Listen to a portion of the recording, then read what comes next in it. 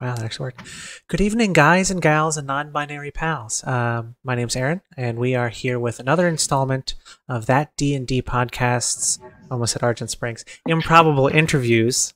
Before we get to introducing our special guest for the evening, I guess let's go around and introduce the people who will be making a bunch of questions happen. So, hi, I'm Aaron. I just said that already. I DM some things, and I've played in. I've been here since the beginning. Yeah, like 4 years ago. Happy birthday, us. You're muted, Andrew. Neat. I'm a professional. I think all of us have been here since the beginning, except for a very special guest, of course. But I'm Andrew. I DM stuff. I'm also the resident stan for Blades in the Dark. So hit me up on Twitter if you have questions about Blades in the Dark, because I never don't want to talk about that game. Hi, I'm Mike. I was player in the first campaign, have since done a bunch of DMing. If you listen to the podcast, we just wrapped up Star Wars. Now we're doing Apocalypse World, and it's all fun stuff. So tune in for that and enjoy this improbable interview. And let's go to our special guest, the reason that everybody is here. Why don't you go and introduce yourself, Jason? Hi, I'm Jason. I'm making Stand in Defiance, which is a role-playing game about relationships, desire, intimacy, violence, and earning the wrath of queer Etruscan gods. So, it's a thing. Seems like a pretty solid elevator pitch. Excuse me, I have hiccups. Surprising Thanks. everyone. Okay. So first things first. Softball question. What does your Twitter name mean? And also, how do you pronounce it? Yeah, okay. So believe it or not, this isn't actually a softball question. Firstly, because I don't know how to pronounce it, because it's an Etruscan word. And all the people the last speaker of that stopped speaking it sometime in the 1st century. So who knows how it's pronounced. But it does mean something, and it means something kind of big and relevant to the game. I've seen it translated as those who survive or those who resist, but not either one of those separately, just the sort of both ideas merged together. So like in English, when we think about someone as a survivor, that's kind of like a passive thing, something horrible has happened to them, but that's all over and they're on the other end of it. And then we think of resistance as a process that may or may not succeed. Like you can resist in vain, but with the Etruscan word, it's sort of merging those two together.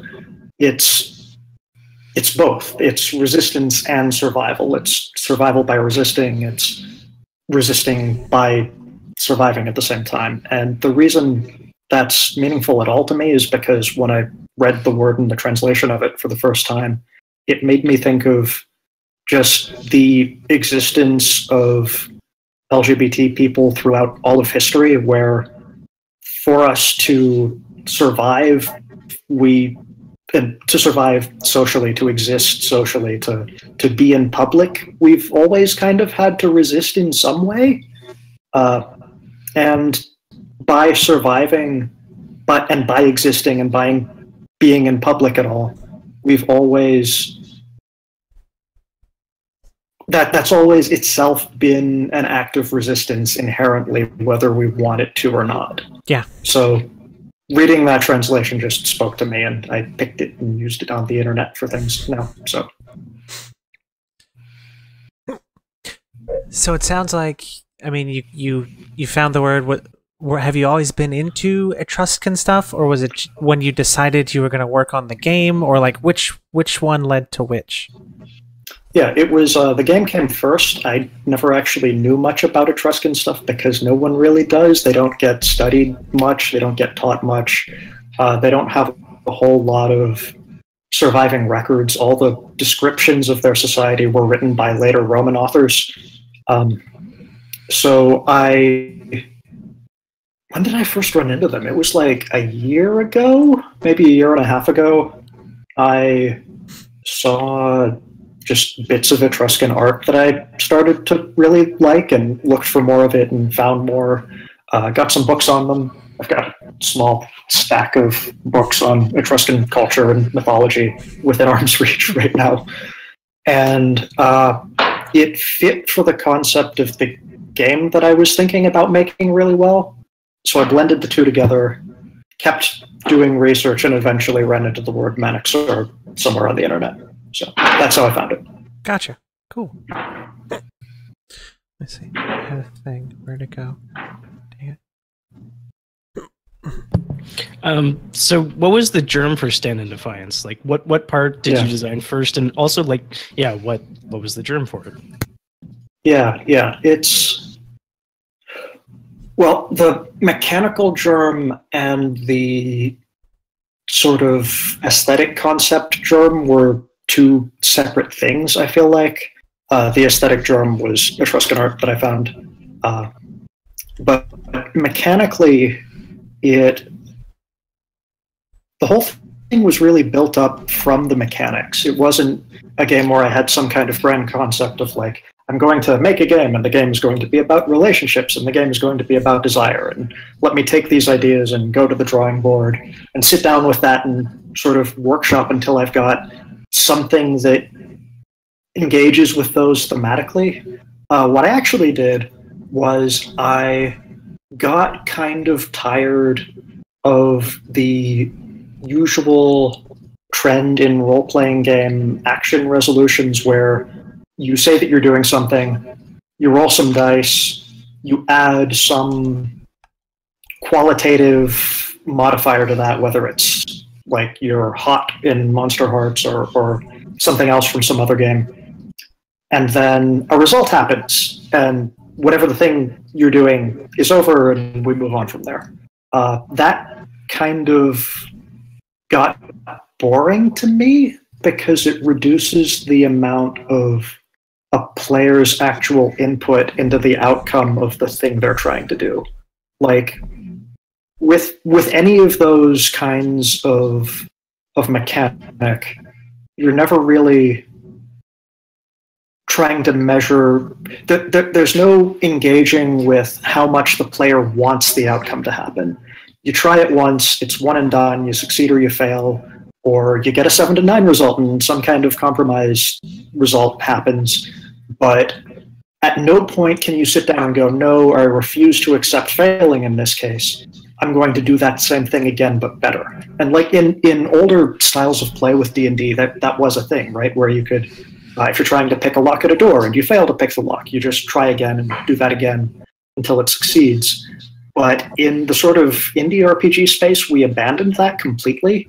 And this idea replaced it where if you try to do something and it fails, you can't try to do the same thing again. You have to stop trying to do that. You can do something else. You take whatever complication you get, and the story keeps moving forwards. But that completely eliminates that emotional intensity that I was talking about, that thing where you can actually double down and commit yourself totally to a particular outcome. So what I actually did first was create the mechanical interaction system in Stand in Defiance, which is kind of, if you've been exposed to Dogs in the Vineyard at all, it's a little bit like that, in that there are multiple rounds of interaction that you roll dice, you examine the result, you can persist, roll another die, add it to that.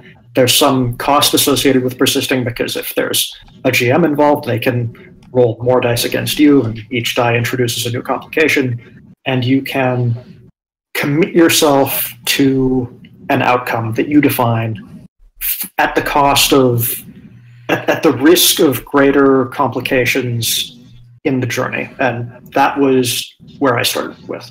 And from there I sort of built out and made a game out of it. Nice. So sort of a system where a player can say, I give a shit about this enough that I'm willing to burn everything else about me to the ground. Oh, yeah, actually. Yeah, exactly. And actually, even if you do that and things burn completely to the ground, there's another mechanic which I'm quite proud of, which is oaths. And this is the part where the classical mythology starts to get involved. at any point during a contest, which is what I call that sort of mechanical interaction, if you want to just win and get what you want immediately, you can swear an oath to a god, promising them some kind of grand offering or something really meaningful. The more extravagant, the better. The less likely you are to actually do that thing you're swearing to do, the better. And that god will just step into the contest, resolve it in your favor. They'll, lift you up and carry you across the river or whatever, because gods can do that. They're gods, right? And you've now made an oath to a god who will take that oath very seriously, and you better not break that oath. By which I mean, please do break that oath. That's where the game gets interesting. Oh yeah, that's of course. The point of the game. Yes. Yeah. This game is for breaking oaths that you make to gods. Yeah. Please absolutely screw yourself as hard as possible. Yes. Please. Mm-hmm. That sounds like a devil's bargain sort of, like it's analogous to that, where it's just like, I am willing to take on some hideous consequences because I care about this thing. It is. It is actually kind of similar to that.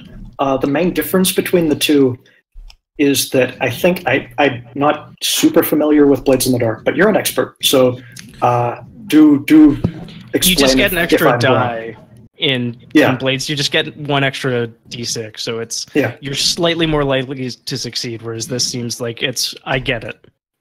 And in Blades, it's also something that's offered by a GM or another player, right? Yeah. So, you can ask for it. You can prompt it, and then you can ask for it. Okay. Yeah. So it is a lot like that, but bigger, pretty much. That's great. That's that's sort of the mechanic that we feel like missing from a lot of games that we play recently. We this is meaningful, and I roll d20, and that's it. I missed. Right, it's a flat curve. Nothing useful happened, and my turn's over. And being able to have a lot of an impact into the lore of the game, the story of the game is a lot more interesting. At least I think at least my opinions. Well, the other funny thing is that I know you're kind of indirectly mentioning D&D with that, but when I started thinking about this mechanic, I realized that combat in D&D is one of the weird exceptions, in that any given fight in D&D is some slow step-by-step resolution of a larger issue, or some question of usually something meaningful, hopefully something meaningful, otherwise why are you doing it, right? But that means that like every player action turn, you have some kind of opportunity to escalate or de-escalate to commit yourself more towards the outcome you want or not. And with stuff like the magic system, it actually lets you... I haven't played much of 5th edition, but in the older editions at least, it was definitely possible. Really invest a whole bunch of effort to achieve a specific result in time. The problem with the way D&D does it, though, is that you always want to win the fight. There's no like low priority fight that you don't really care about, that you can just take the L and move on. Yeah. It sounds like it feels like what you're driving towards with the magic system is like, what resources are you willing to expend? Yeah. And since every combat is to the death, losing isn't an interesting option. Exactly. It's not Planescape Torment where you lose and then stand back up in a morgue somewhere and talk to your floating skull buddy. Yeah. Ironically, because that was D&D. Updating your journal. Exactly. Yes. Or asking people to. Oh, that's Planescape side torment side. So, Stan has a number of suggestions for the whole group of people new to this kind of game. Why did you choose those things to be more specific about? Sorry, say again. Which things? So there's a number of suggestions for people who are new to the game. Oh, yeah, that list. Okay. New to this kind of game, excuse me, yes. Well, let me check on that list. And I can probably go back. I think it's like a conflict type, this specific. Yeah.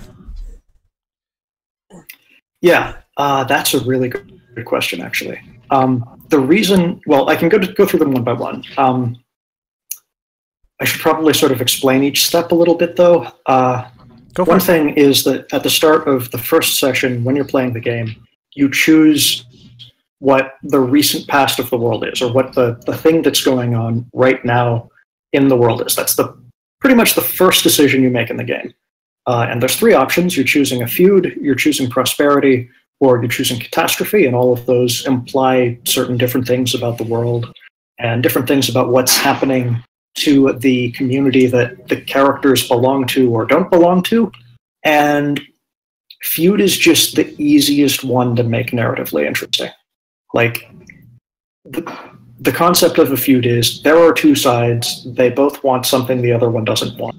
Instant conflict. You don't have to worry about more complicated things for something like prosperity, where the conflicts are less clearly defined. You can just take two groups, set them against each other, and say, okay, one of you's Romeo, the other one Juliet. What are you going to do? So that's why you want to choose that one.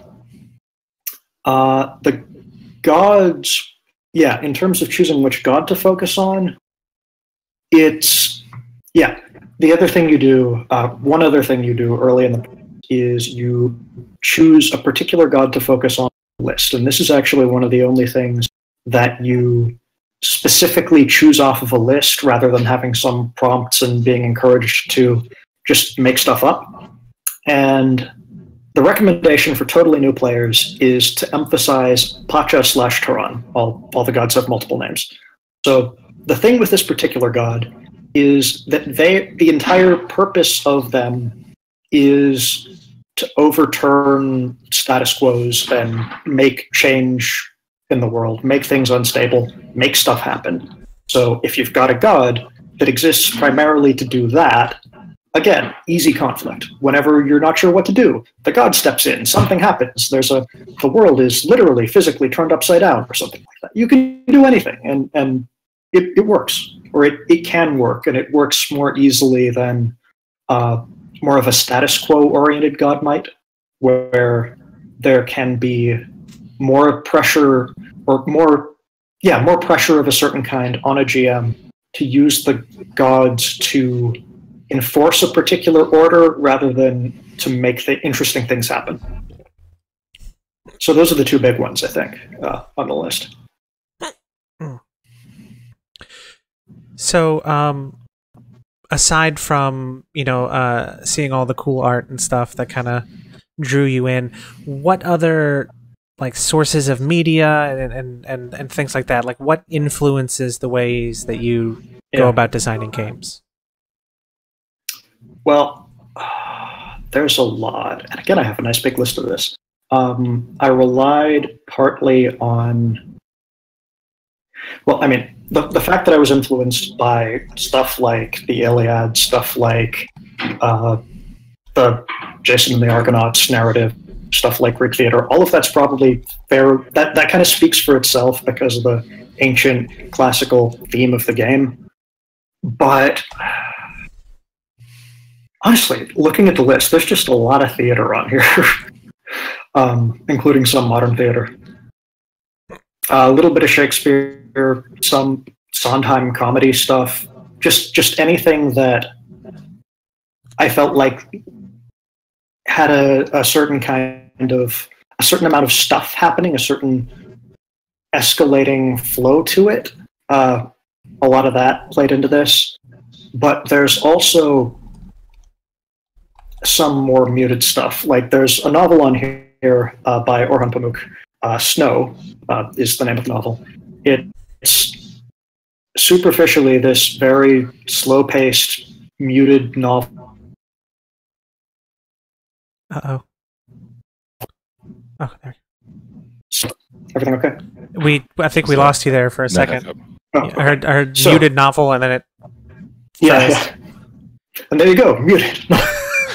So, anyway, it's about a poet who goes to some rural town in Turkey, gets snowed in, and just wants some things very strongly, but never really gets what he wants. And it fit very well with the kind of themes that the game ended up building towards, with the desire element. Makes sense. Let's see. Damn it. Excuse me. Never fails. No migraine, though. Lack of migraine is good. Yes. Okay, so I want to kind of poke at a tweet that you made a little while back, and Sure. let me read it back for the court. Not the tweets. Not the tweets. It says, "Oh, and while I'm still in a provocative mood, no one has ever seriously believed that the system doesn't matter in RPGs. No one, ever." Yeah, man. Who said that? That's a really strong statement, and I bet that if you called someone on that they wouldn't actually be able to prove everything. No one has ever believed that. But I think I honestly, do actually believe this, though. Go ahead. Sorry. If there was another question you wanted to ask related to this, I'd love to.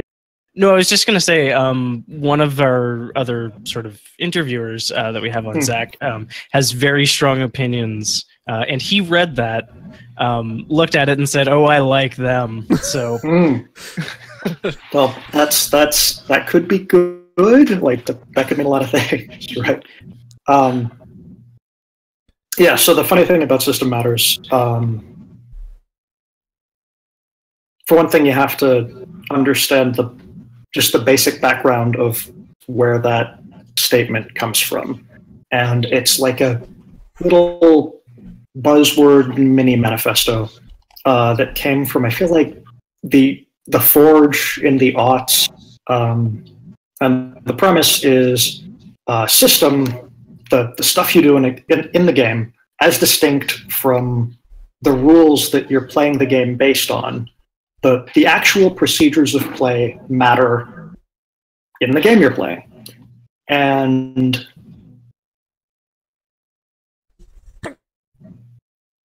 it's something that was said, I believe, in reaction to a lot of people criticizing the games for insisting on making lots of games that weren't very traditionally structured or very D&D-like. The argument that I feel like you still hear every once in a while is that, like, oh, with X game you can do anything, so why would you make this other game when you could just do that?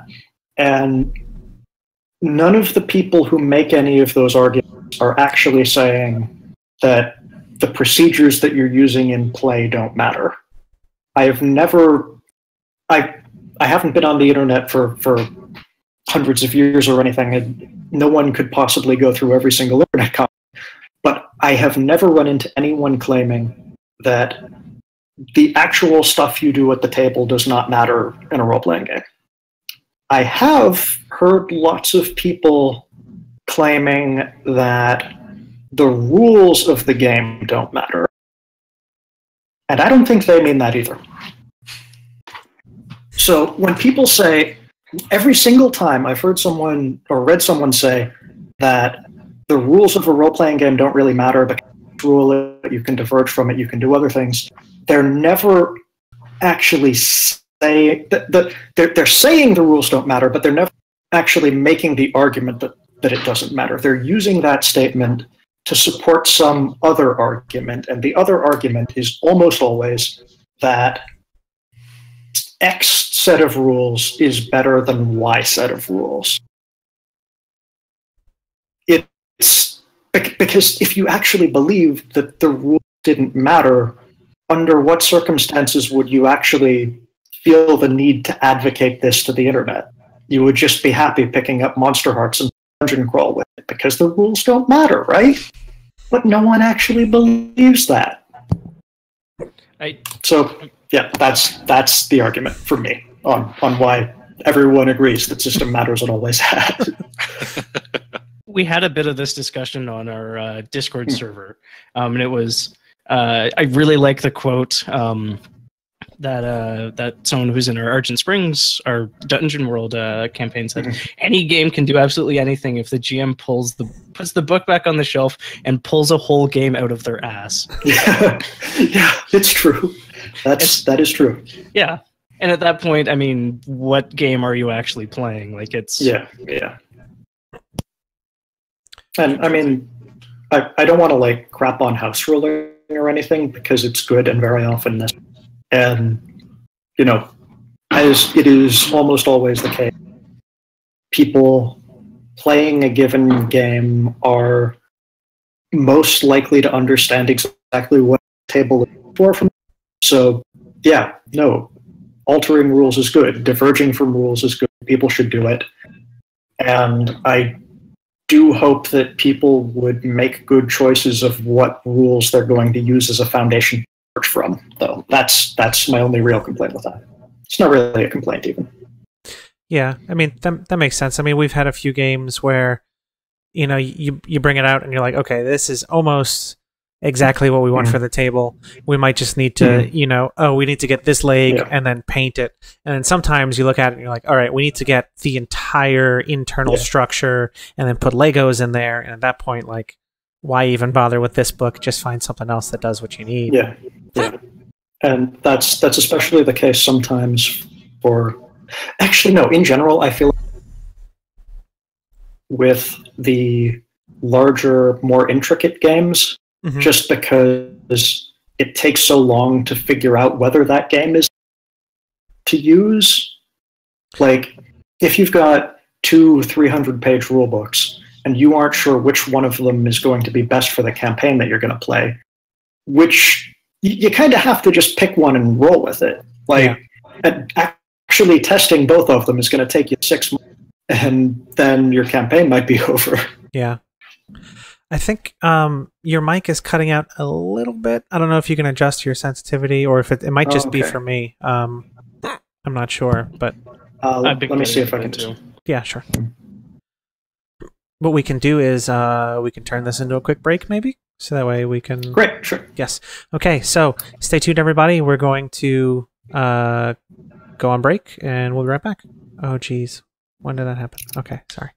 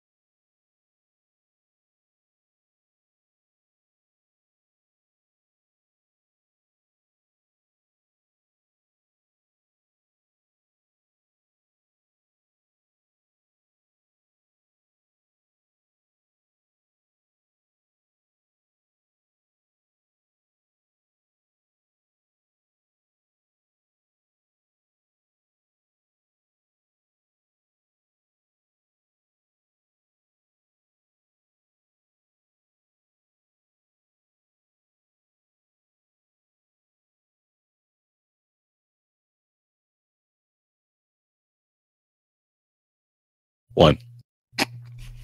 All right. Oh, let me switch the camera feed over. Hey, okay, we are back. I am still incompetent, and we are still doing an interview. So let's get back on track. Let's see. Okay, so what? Go, Mike. I said you were Twitter interrogating. Yes. Okay. Well, here's another Twitter. Oh no. No, this one's more of a Not again. This one's more of a fun anecdote that you can share with us. It says, weird story. I designed my first RPG before I'd ever played one. Yeah. Yeah. So you wanna dig into that with us a little bit? Seems like a good story based on what I read. Yeah. That's it's probably a pretty unusual way to get into role-playing games, I guess. Yeah, the story is I was 12, and my the school library the library at my school had some of those old choose-your-own-adventure books in it, and for like a year, maybe half a year, I would check those out and bring them home and play them with my younger sister. And that was fun, except for the fact that if you've ever run into those, there's a couple problems with them, and those problems are they are not built for more than one player, and they suck. They are badly designed. Some of them are okay with the writing, but like as a game, no, it's just not there. So for Christmas one year, I decided that I would make my younger sister a game that, and what I was thinking of was just, it's a board game version of that, where you can have multiple people sit down and do the thing. And in practice, what that means is you're making a role-playing game from scratch, never having heard of the term or seen one played. So we did that, and it went pretty well. And I updated it for the next year, and that went pretty well too. And I just sort of kept developing it over time.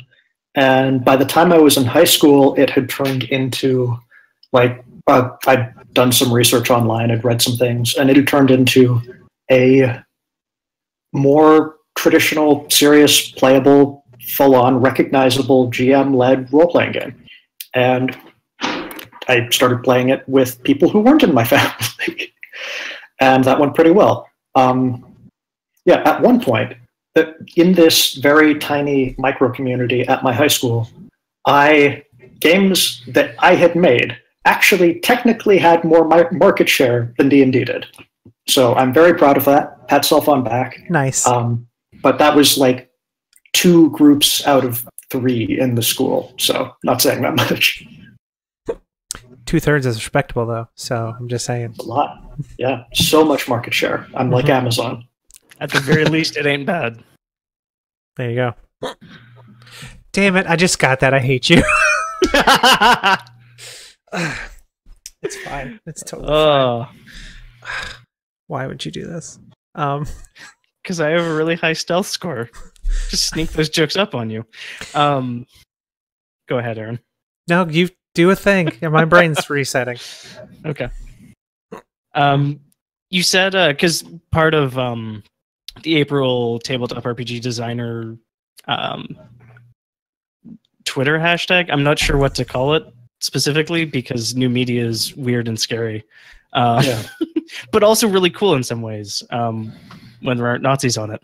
But in that case, my brand is the moment of choosing between your safety and your integrity, the moment of evaluating whether the risk is worth the reward, making the difficult choice with the awareness of consequences. That's what I make games about.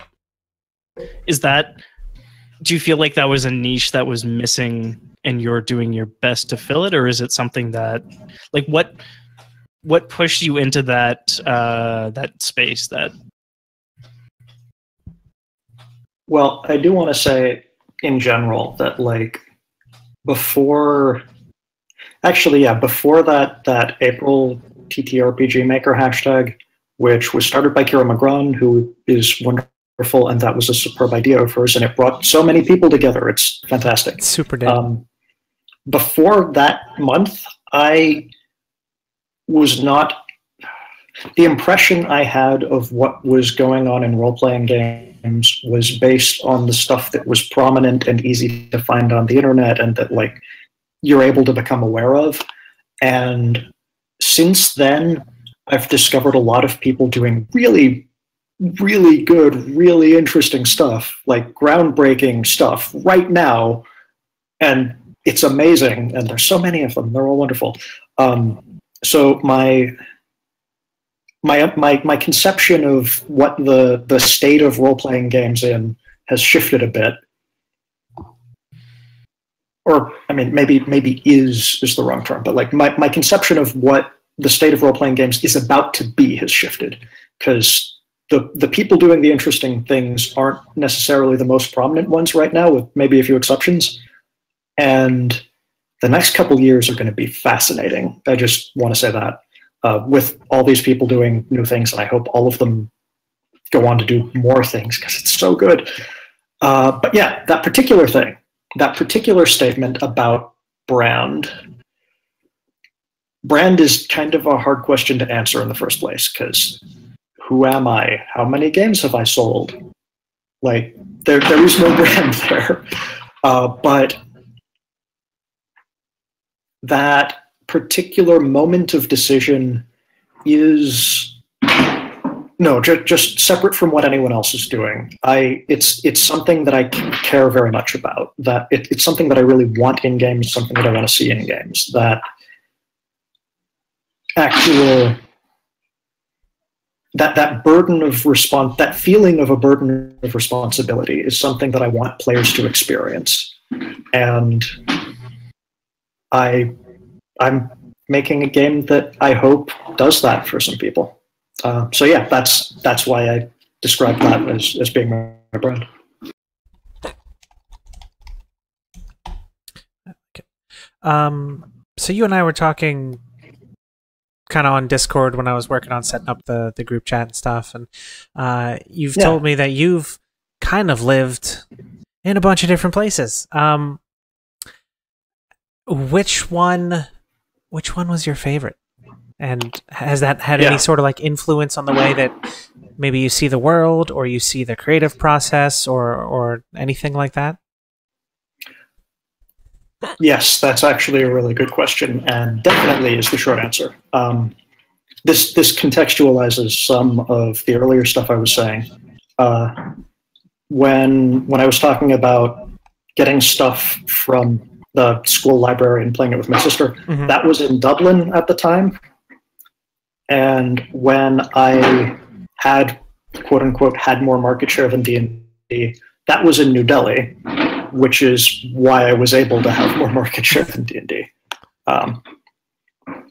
Yeah, I was an embassy kid, so I grew up almost entirely outside of the US. I've lived in 3 continents. It's not that many continents, but several countries. And it's nearly halfway there. Yeah, that's some of them. I haven't really done much in the Southern Hemisphere at all. Sorry, it sounds so like, oh, I've never been to such and such a country. I must go there sometime. No, like I had no control over any of this. It was just where I happened to live. So I didn't. It was not out of a sense of adventure and noble open-mindedness that I was traveling the world. I was picked up and carried and set down again. But it did have some effects on my game design in the sense that I was literally never immersed in the US pop. I was exposed to US pop culture, but I was never in quote unquote nerd communities or geek communities or any of that like interest-based identity stuff.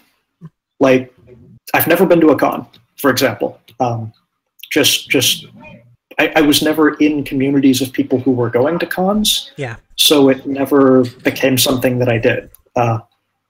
So yeah, that's I don't know what specific things in games I've made I could point to and say, oh yeah, and that's because I lived in Germany and Berlin's such a wonderful city that I took some Berlin and I put it in my game.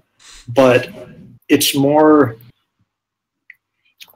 just a broad, vague feeling of being an outsider to a large cultural movement that I literally showed up in 3 months ago.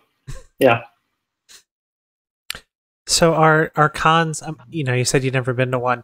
Are they a thing that you would be interested in going to now, or is it just like you still kind of don't see the appeal of it, or what? Excuse me. Well, I've had cons recommended to me. I think Andy's in the chat right now. Mm-hmm. And there's one she recommended to me that's in or near where I live at the moment. And there's like the idea of being in a space where there's a lot of other people who are interested in the stuff that I'm doing is nice. At the same time, like, I'm kind of hesitant, like, with that feeling of being an outsider, I'm kind of hesitant saying this, but for me personally, cons kind of have a reputation of not being super welcoming in safe spaces, especially for marginalized people. And I have no way of like knowing whether any particular con is one of the good ones. And yeah, really all you have to go by is word of mouth after, at a certain point. Yeah. Yeah, and again, cons are large events, and with so many people having different individual experiences, like if I talk to you and you say, oh, this particular setting of PAX is definitely one of the good ones, I never had any problems there, I can hear that and think, okay, you didn't have any problems there, but how do I know that this is an event that I want to support? I don't. And I'm hesitant for that reason. Oh, yeah. Like, I'd like to go to lots of cons. Also, they're expensive and you have to travel to many of them. But it's just hesitation, apprehension. And if I knew people who were definitely going to ones that I was able to get to, I would very, very likely be going to them. That's one thing.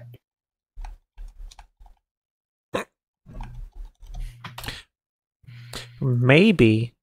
No, I was going to say, well, we are actually planning on getting, trying to convince a bunch of people to come to PAX South. I know they have a bit of a history, though. So, yeah, that could be partially. Well, see, and that's the other thing, right? Like, when people are going to a particular event, that's great because, again, when you know a lot of people just online, like being able to be in the same space as them, that's fantastic. I would love to do that. But what if the event's questionable? Like, how do you balance those two? And that's just something I haven't figured out for myself yet, where the ethical burden of responsibility lies for me. Oh, hey, that thing, my brand that I make games about, that's this. We're helping provide real-life examples for the thing. Yeah, now imagine doing this in a role-playing game.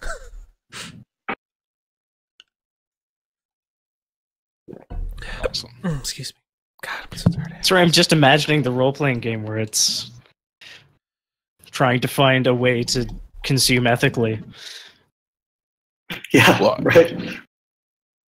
I mean, I think that all those really tough decisions you have are based upon that concept, right? Like, you've got two things you think you really want, and you've got to decide between the two of them and worry about the way of the world and everything that's going on. I don't know. I think that's the heart of all the meaty, fun, emergent actions in role-playing games. Yeah, definitely. Well, and it also provides an avenue of like self-discovery and self-exploration. Like, I mean, you can't not put some of yourself into a role-playing game character. That's A wonderful question of what would my character do, I guess. Yeah, right. I mean, so often what would my character do is just a different way of saying what would I do with a slightly different context and some plausible deniability, right? Yeah.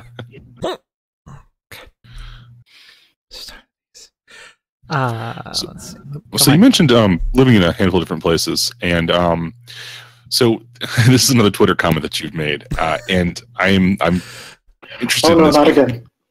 Well, you mentioned that you don't want to fall into the trap of assuming that because Italian history has been appropriated into Western culture, any appropriation I do or redo is automatically fine. And like I find that a really interesting statement based upon having lived in a lot of those places. Yeah. And I wanted to use that as a prompt to get more thoughts of yours from that. Yeah, it's one of those things where I've never lived in Italy. I've briefly visited Italy, but I've never really properly lived there or been in Italian communities or really been immersed in 21st century Italian culture in any way. But based on living outside of the US in general, particularly actually living in Ireland, there's a tendency that we sometimes have as Americans to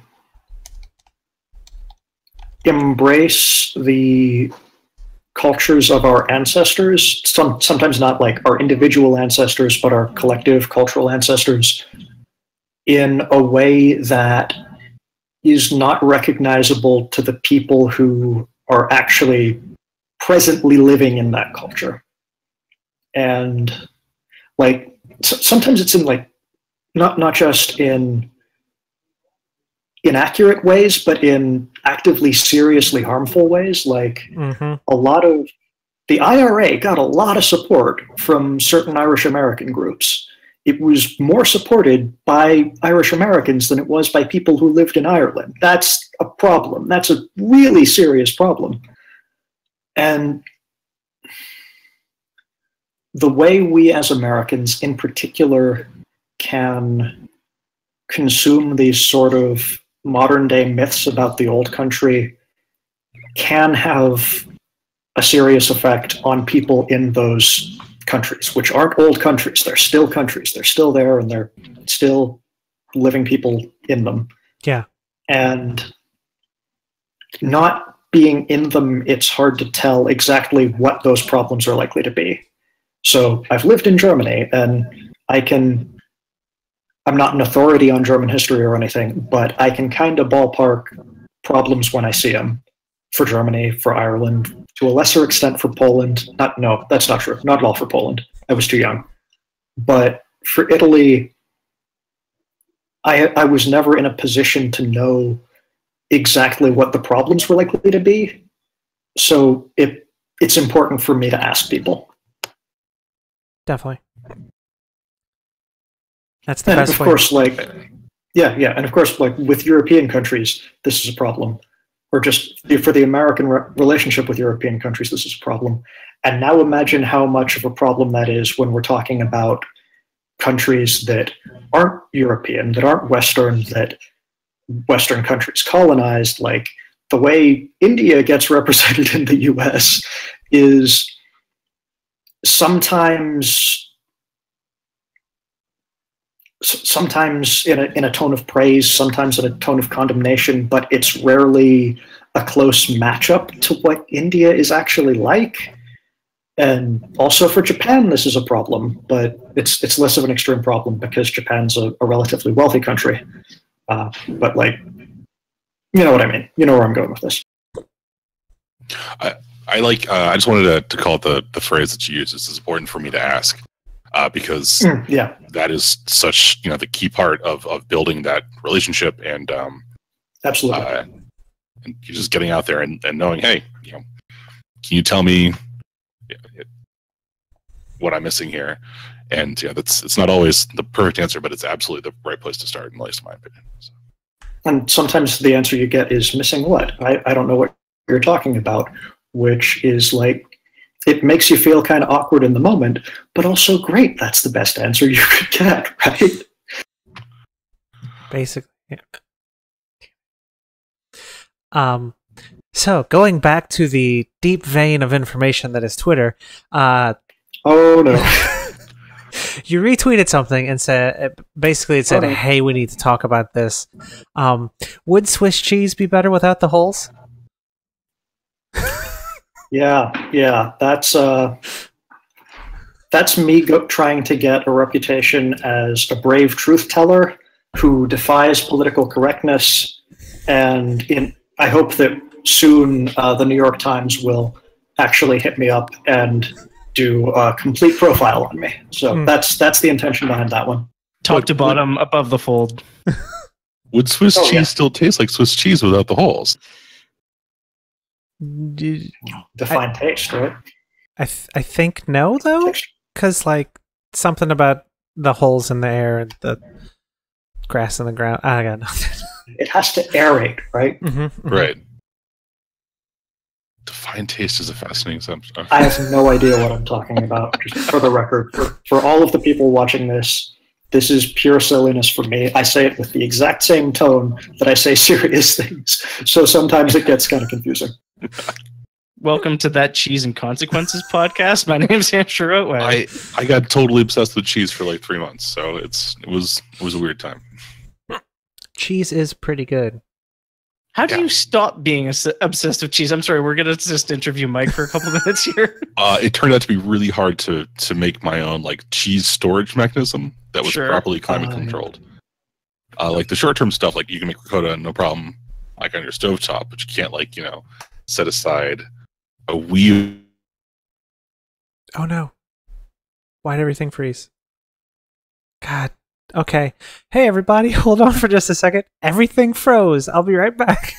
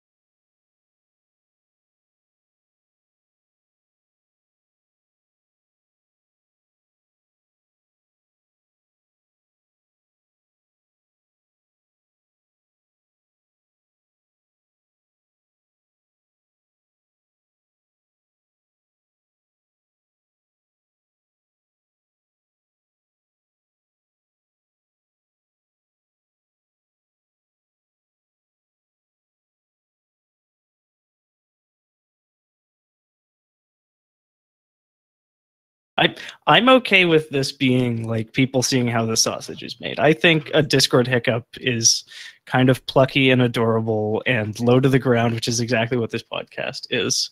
And good reflexes, Aaron, for getting us muted and the whole screen. That was great. It would have just been a video of you frozen and me laughing hysterically, and really nobody wants that.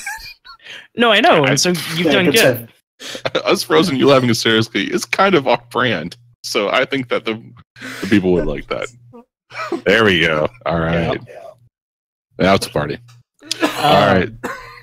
Also, we really should, like, for the VOD version of this, we should keep that cut in, but instead of the hold screen, just put, like, several irrelevant minutes later. We should. Okay. So, the tangent from Swiss cheese. What are some of your favorite foods? Oh man, why the hard questions? This is too hard. We can go back to trolling your Twitter feed if you want. Some people have called us the Dark Souls of interviews. You said there would be easy questions, and now people are trying to make me pick a favorite food. What is that? Well, I agree that there would be some easy questions. Right. Okay, fair enough. Like I like tacos. Tacos are good. Yeah. Since moving to California, I've discovered burritos are wonderful, and they don't actually properly exist outside of here, as far as I can tell. Favorite food, though? Can I pick a cuisine? Can I just pick all of North Indian food? It could be a school of food. Yeah, okay. So I want all of North Indian food to be inside me at any given moment. Yeah. That's a good choice. So, for someone who is incredibly uncultured, that person's me. So he's asking for a friend. No, I'm straight up uncultured. Like I do not know of the Indian foods beyond. Like I know there's a difference between the North and South types of cuisines.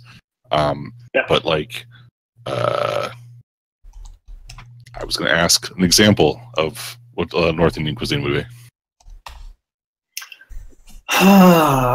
It tends to be, well, like in relative to South Indian cuisine, or in absolute terms. Like, what a good example of it would be. For me, horribly uncultured. I've eaten foods that claim to be Indian, but I have no idea how authentically they are. Well, it was whatever you ate. It was probably under-seasoned, and that's not your fault.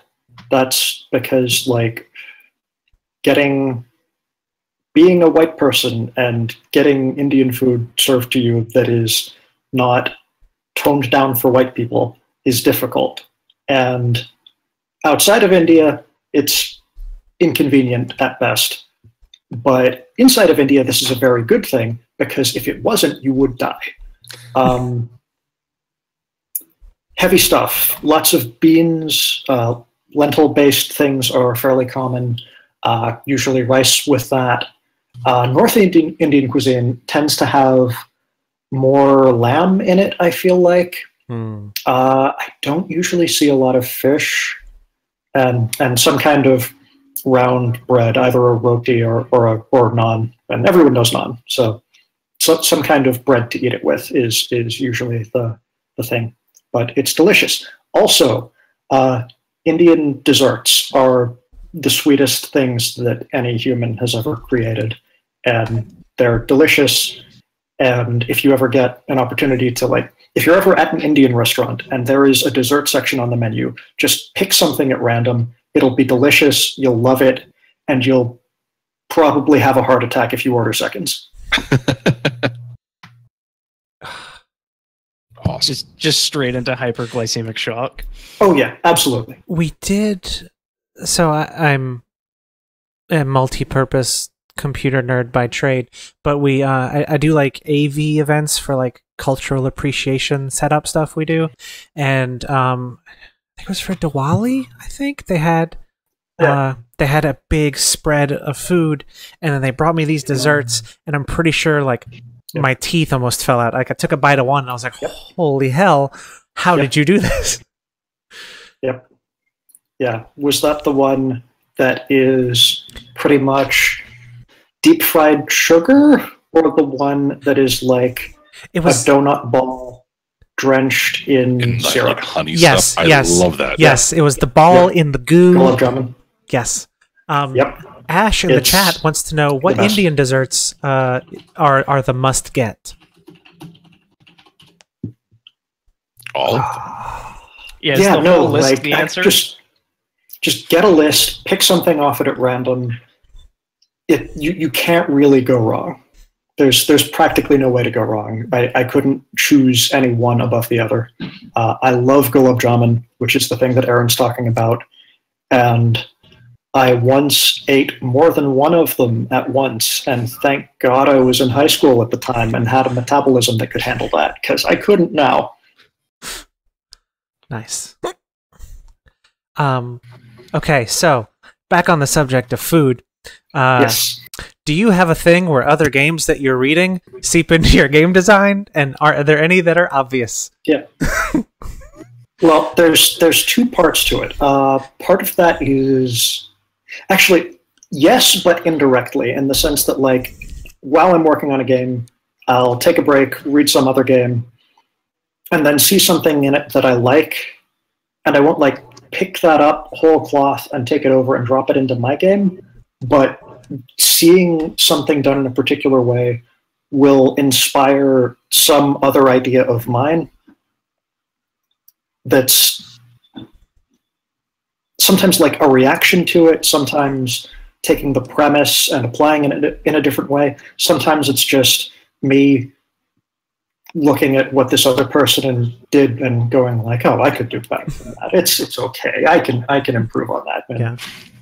I can't usually. It's not better. It's better for the game that I'm making, but I never actually improve upon the other game that I'm working off of.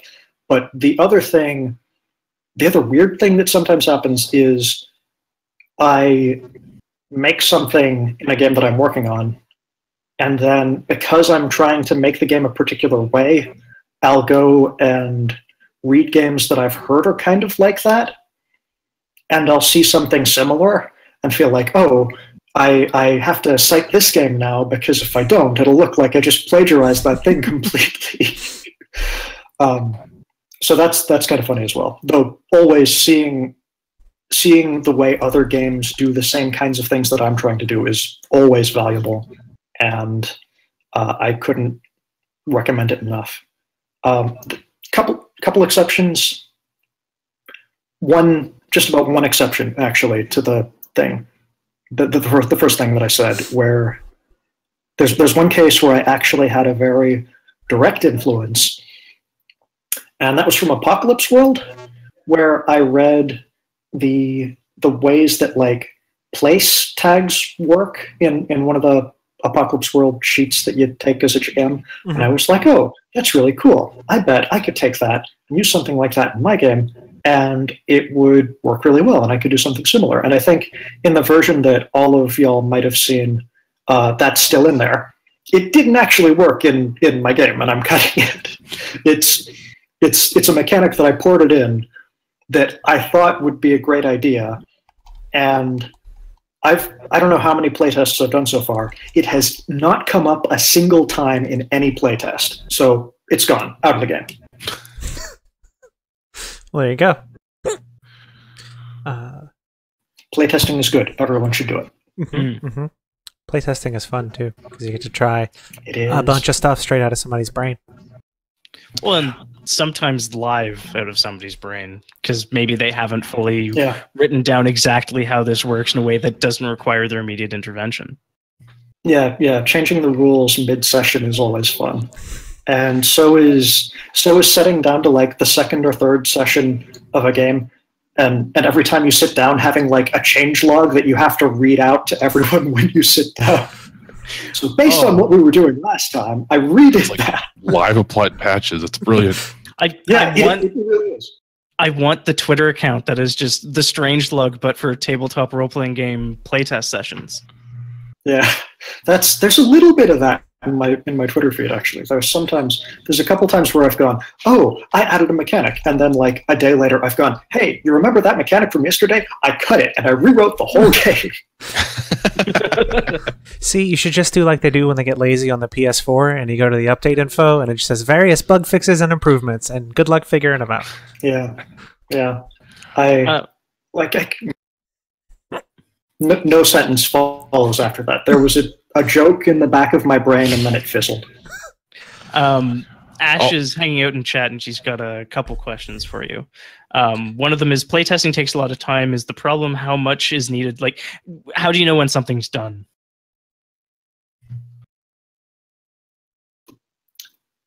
Gee, I wish I knew when something's done. Yeah. We can go back to asking about food. No. This is a good question, and thank you for asking it, Ash. Because like I want to ask you this question as well. How do you know when something's done? I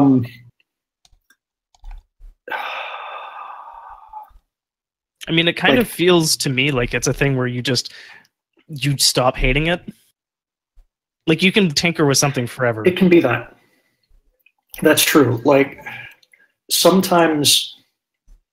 The problem I find is that sometimes I've convinced myself that something's done, and that all it needs is like one playtest, and that'll just confirm that everything's done and that it works exactly the way that I think it will. And so far, every time I do that, I go to the playtest and something horrible happens. Like not the game in play goes well enough. Just there's always. Not always. There can be, in that moment of overconfidence, something really big that I've overlooked. And that's what playtesting is for, showing up things like that.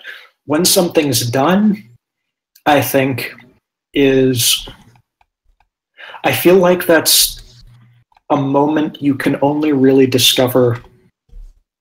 I feel like that's a moment that I can only really discover in playtesting itself. Like older games that I've made, stuff that I haven't like tried to sell on the internet, there have been times when I've gone through a full session and everything went exactly as I expected it should, not as a GM, but as a designer, because when you're GMing, nothing ever goes exactly as you expect. Never. But sometimes all of the pieces interact in exactly the way they're supposed to, and the game is done. And how do you know when that's going to happen outside of playtest, though? How do you know when...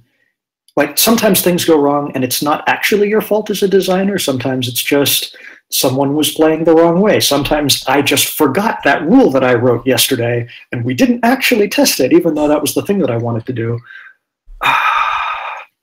It's a leap of faith. You have to trust yourself and the people who are playing the game sometimes that whatever the edge cases are, whatever the things that can go wrong are, people will try to play it right. And they will try to do the thing that you want them to do. And you can always make a second edition. Well, I mean, like, I know Blades has gone through a few iterations even after it's shipped. And, like, I don't think that's uncommon with games that are done on Drive-Thru RPG and just PDFs. It's just, here's the new PDFs. Your old ones still probably work. Yeah, it's really easy to update a PDF compared to, like, a physical book, which is one of the things that's scary about maybe doing a physical book one day. I really want to do a physical book one day.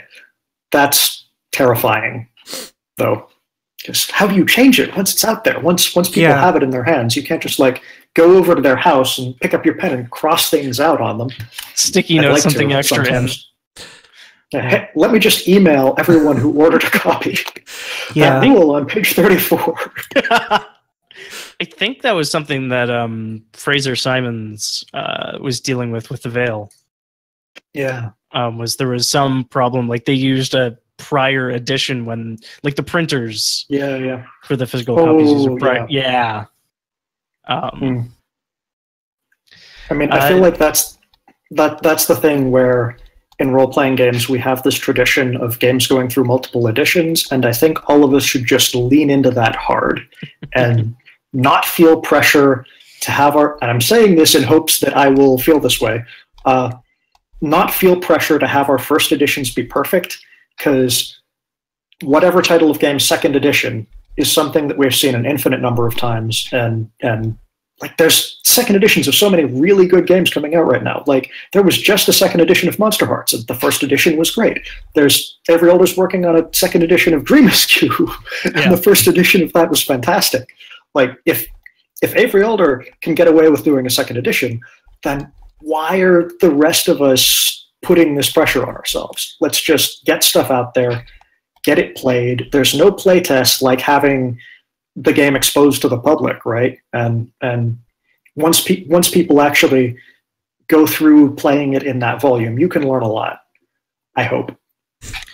I mean, it's something that just nerds in general are getting more used to as, like, I mean, computers and software become ubiquitous and stop being products you own and services you subscribe to. Like, iterations are just a thing that occur. Yeah. I'm going to be a little bit cruel and critical here, but if a company like Paradox Interactive, I'm going to call out this company, Paradox Interactive, right now, can release every single one of their games as a glorified beta and then sell the balanced patches as DLC, then we, as individual people making games, don't need to criticize ourselves for not doing things right the first time. Mm-hmm. You have usually a much smaller team working on, your indie RPG projects than. Yeah. So for sure.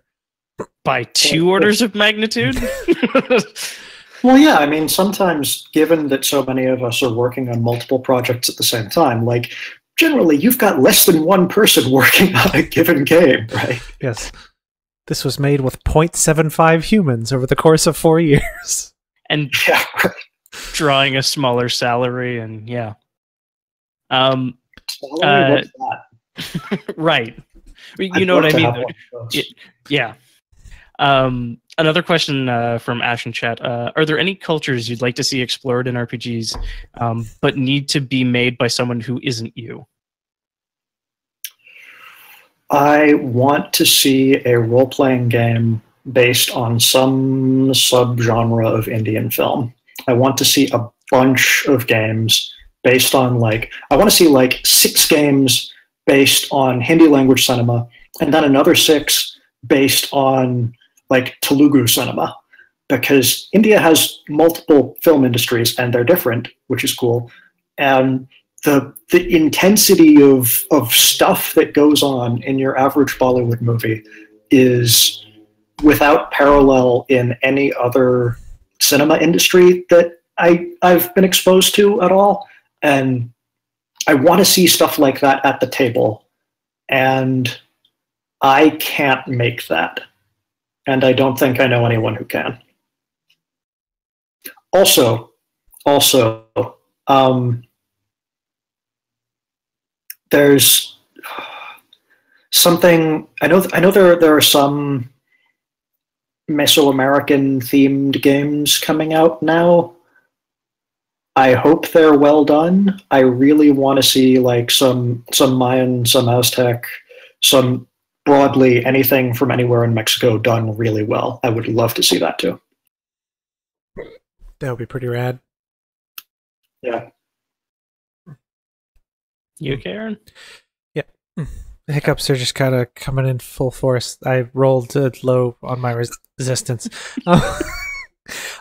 So, kind of getting into games in general, are there any like campaign settings or anything that you've played in that have like particularly stuck out to your mind? God.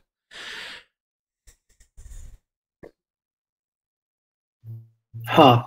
Like, I don't think I've ever played a game in a setting that wasn't made by at least one of the people at the table. Like, the closest I can get to that is I've played some sessions of D&D 3.5, and D&D can have some fairly samey kind of implied settings, but arguably, like, the implied setting of, or explicit setting of Monster Hearts in some high school somewhere is a fairly stable thing. But for the most part, I've done, like, any game I've ever run has been something off the wall that either I made up the week before or that everyone made up on the spot. And some of those have been really interesting, actually. One time, 2 really interesting ones. Okay. Fire away. From recent times. One was set in the near future, where the entire group was playing as the last remnants of the Russian space program in a cyberpunk world where the state had decayed away and everything had been replaced by private companies, and yet somehow Putin was still around, except maybe he was a robot. And they discovered an alien signal that was playing music at them and traveled. They lifted the entire remnants of the Russian space program into a van, drove it all the way across Russia into Ukraine, hoping to meet one of the players' relatives who would help them to expose this news to the world.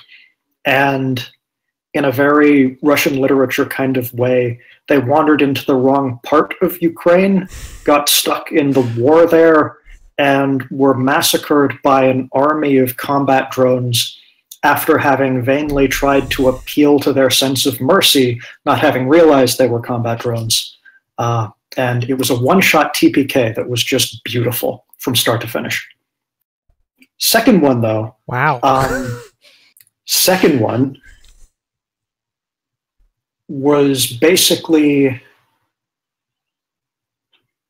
cyborg leather cops on Mars. Yeah.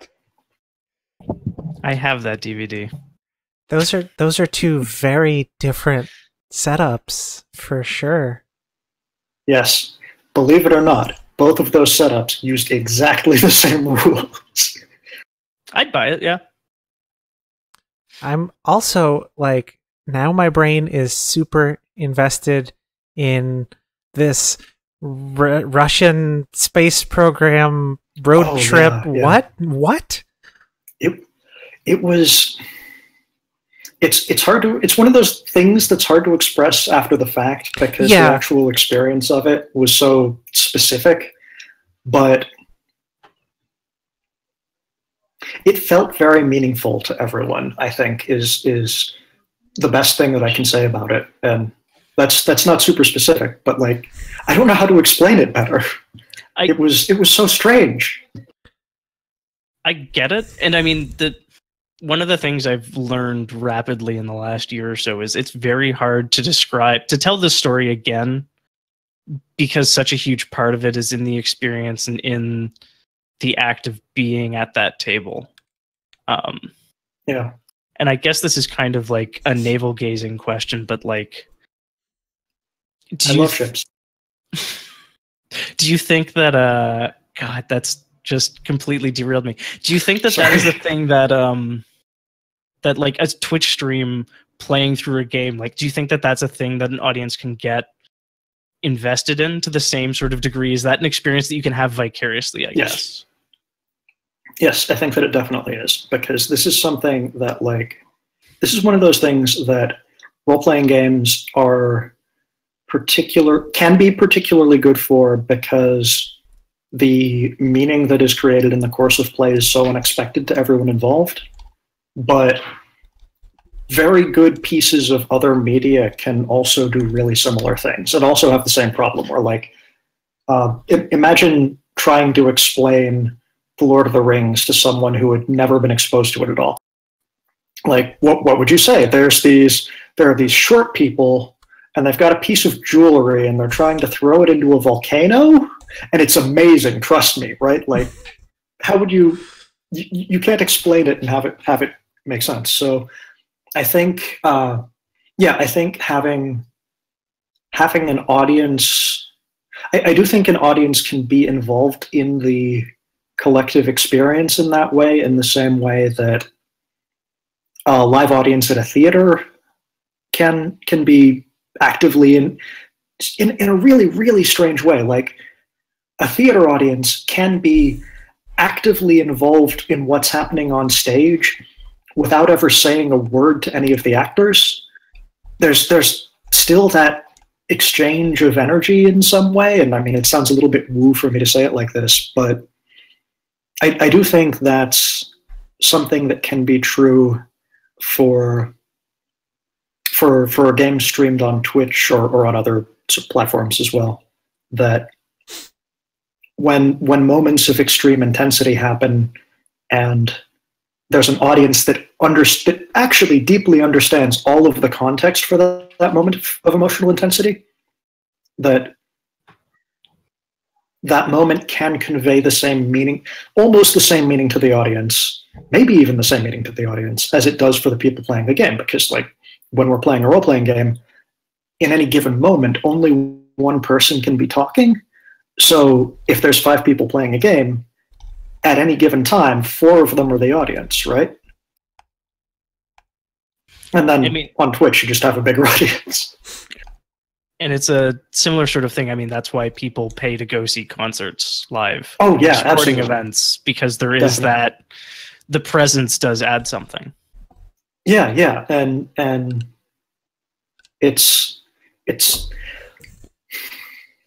I'm trying to compare it to like watching TV live, but no one really watches TV live anymore, so it's not such a great example. But what's it? I feel like Twitch is the closest we get now. I don't know.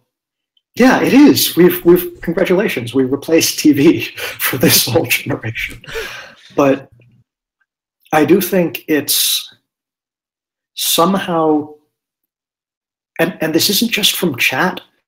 No, it's partly from chat. It's partly from the fact that Twitch is almost always live. Like, it's pretty rare to have just scheduled content that was produced a week earlier and edited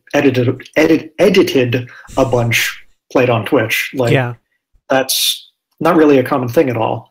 And because of that, both because it's actively live, because in the moment there is no editing, there is no undoing or redoing or just like polishing the same moment over and over again until it works a certain way. And because in that sort of in that way, it's almost like having a really it's like when you're watching a TV show in your apartment with your roommates and you're all sitting on a couch and like talking about the shows that's going on, except the couch extends infinitely on either side and there are hundreds of people like sitting down and standing up all the time. And you have to read. Yeah, it is. Well, you have to read, but it is also a collective experience that way. And the chat experience is different from the cast experience, but it's. I almost want to say like it's real or it's genuine, but those are really vague, broad words and don't convey exactly what I'm thinking of here. I mean, we might but not I think have you the understand word yet. Yeah. It's. I don't want to say authentic because that doesn't mean anything anymore. It's an actual experience. It's not it is. And it's participatory. It's not packaged. Yeah. So what? There are ads, but there are ads on a lot of Twitch channels, most Twitch channels, and I hope they keep doing that because how else are people going to get supported who are doing wonderful things on Twitch? But even the fact that it's all running through one platform, even the fact that it's monetized, it's not design and product and like market tested and massaged in a certain way for a particular audience. And some things on Twitch can be like that, and they tend to have very different interactions with their audiences. Like the energy is totally different. And I think it's really recognizable as well. There's a group of comedians who do a live Twitch stream. I think it's once a month or so. They do like functionally their version of Saturday Night Live, but they like to they do the opening thing. They've got some intro teaser, and then they always finish it with, "But it's live, so something's going to happen," sort of acknowledging that like it's live. One of our mics will cut out, or something stupid will happen, and that's the fun of it. Yeah. It's the fact that things are live. The fact that this interview is live right now is definitely giving me a different kind of energy answering questions than it would if we were just privately doing all of this and then it was going to be edited and put on the internet later. It feels different to me right now, and I'm not even reading chat. That's what we're here for. Oh God. I think sorry.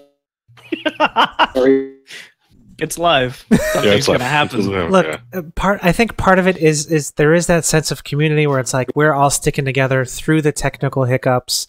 Like, damn it, this boat is not going to sink. We will duct tape. We will bail it out. We will use our shoes if we have to. We're going to get this thing, to the shore or whatever, and we're going to do it together.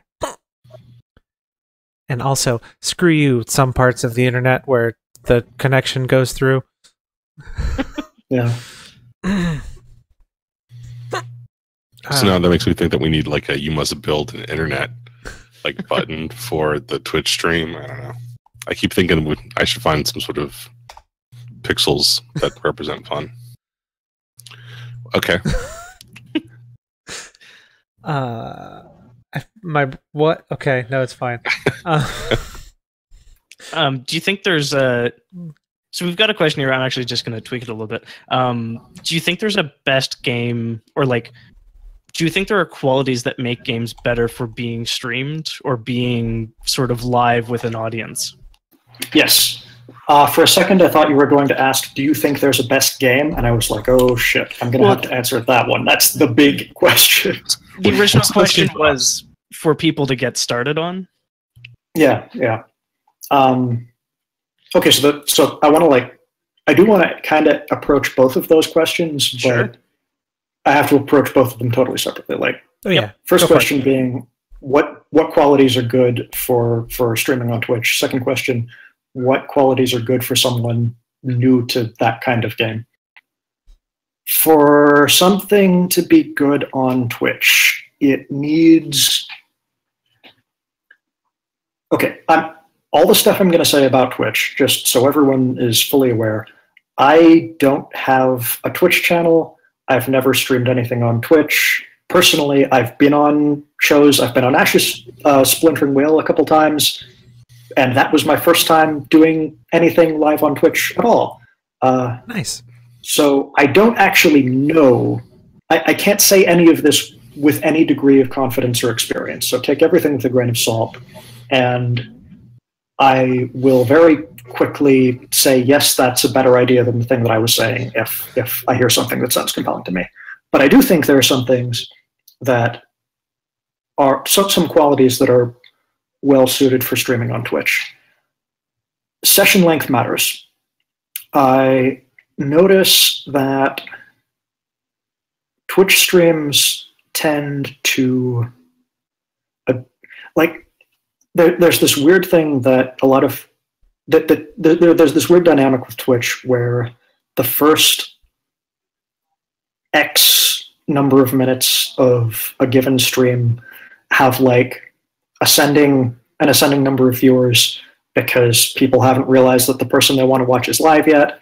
Maybe people were watching something else and haven't like looked at the list and want to jump to a new channel yet. So a short stream on Twitch, I don't feel like is conducive to an audience being involved. Partly just because, like, if I'm watching something on Twitch and I miss the first half hour of it, and there's only another half hour of it, I'm kind of going to get checked out. I want to be able to invest all the time that I can invest. So sessions kind of have to go long to do well on Twitch. Second thing is, the stuff happening in the game should probably not depend too heavily on whatever thing it was that just happened. So there should probably, it should be possible for someone who caught the previous session of a campaign that streamed on Twitch to come into the current session halfway through and know roughly what's going on. So the pace kind of needs to be slow, because if it's too fast, you're just going to blow by people too quickly. And also, campaigns. I have mixed feelings about whether the hypothetical ideal Twitch RPG campaign should be short or should be long, because I know that campaigns tend to get a lot more people at the start of them, and then viewership drops off over time, and then there's a spike at the end. Yeah. But also, if the campaign's too short, then you don't have that thing where some longtime viewer who missed the last couple of weeks can show up again and know what's going on and just drop in and be fully engaged in the moment. Because that's something you want to enable. What else? Because like none of this is necessarily stuff that you can design. This is all like stuff a group can do. But what can you design to be good for Twitch? For those of you who are watching the VOD on YouTube, Ash, who is a very smart lady, suggests aiming for 5 to 10 weeks. Yeah, that sounds about right, actually. Yeah, that's... Honestly, yeah, like, Ash is someone you should ask about what makes for things going well on Twitch as a campaign. But also, I feel like we shouldn't be too hesitant to look at campaigns that we may not personally find fulfilling, either because it's a long time sink to really get involved in them. There are other people doing things, and we should learn from other people doing the things that we're doing. So since I'm not the best person to ask, I want to encourage everyone to like ask other people. And if there was a community of a more tightly woven community of people doing stuff on Twitch, that would probably be great, because like boosting each other, sharing techniques back and forth, I feel like there's a lot of room for growth there, and everyone can benefit from that. Yeah, for sure. Ash also said designed for audience interaction with chat. So, and Yes. acknowledging that that there are people watching, and some sort of little ways for them to feel acknowledged are probably good. Excuse me. It's funny though, because that's also one of the things where the ideal, because that is good, and because people like being engaged with the thing that they're watching, and the back and forth is really rewarding. That also means that this hypothetical ideal Twitch RPG that we're talking about can't have too many viewers, because if it has too many viewers, then the chat's just flying past you faster than you can read it, and sometimes even if it's subscriber only, it's still flying past you faster than you can read it, let alone for anyone actually sitting at the table to be able to read it. And then it just turns into a TV show. Yeah, basically. I think what a hypothetical perfect Twitch RPG looks like is going to depend very heavily on what that channel's definition of success for their Twitch channel looks like. Oh yeah, for sure. Yeah, absolutely. Like a maximal viewers Twitch RPG isn't, by definition, can't be the maximal engagement Twitch RPG. You have to decide what matters to you and choose between them. Here we go again, right? Twitch plays like Vampire the Masquerade or something. Just like Twitch plays Pokemon, but... So, yeah, we're talking about that, and I was just thinking, there are a couple of overlays that include, customer stuff, and, with enough bits, this character can, cash in a natural 20 or, overrule this. But so you could have, a bot that does, vote 1 for the party should go left, or name this innkeeper. Yeah, and there's also... Actually, I really want to boost the thing that Ash has done, the kind of system like that Ash has done for her game, The Republic, which involves chat voting on a particular classical element. And because of the way The Republic works, the things that characters do are expressed in this sort of semi-philosophical, semi-spiritual way by a relationship with a classical element. And chat directly influences the tone of the scene by literally adding fire to what's going on, for example. And it's just beautiful. People should watch Ash play The Republic on Twitch and learn things from it if they want to design stuff for that. There's a Super Paper Mario game where everything happens in a faux Roman Colosseum, where the audience will throw crap at you based on how stylish you're being in combat. And so I wonder if that could be worked into a Twitch RPG maybe. Yeah, you could. And this is also something that The Republic's, again, a really good example for this. This is also something that very much depends on the basic design of the game, whether it was written from the ground up to be played on Twitch or not, because there are some games that the more randoms, some things shouldn't really be randomly chosen, if that makes sense. Yeah. That some things should, and some things work well even when they are, but sometimes the tone of the game or the design of the game even is such that you want there to be some kind of internal logic behind things that are happening. And maybe, depending on the actual community you have on your channel, the actual people you have in chat, that can be an intentional thing, but sometimes it won't be. And I don't know how you control for that. Yeah. You don't want it to take away all of the input that the actual players who are coming to the table have, because at that point, why are they even there? Yeah. But having a character who maybe is just controlled by chat and just does things whenever it's appropriate in the action and fits and all that kind of stuff. But it'd be something to pursue. I think it'd be a cool thing if somebody could figure it out. But like you said, it depends on having kind of the right chat set up for what you're trying to do, and then you got to get a lot of variables figured out. That and the other thing is not something dependent on the game or on RPGs necessarily, but something that really relies on Twitch, is that that's the kind of thing where the more influence chat has, the greater the risk is that like one random troll walking through can just screw things up totally and wreck the vibe for everybody. Yeah. And again, that's not like, this is not the fault, and can't really, or I mean, to a certain extent it can, but it isn't inherently the fault of anyone streaming a game, whether or not that happens. This is Twitch not really having the best of cultures as a platform.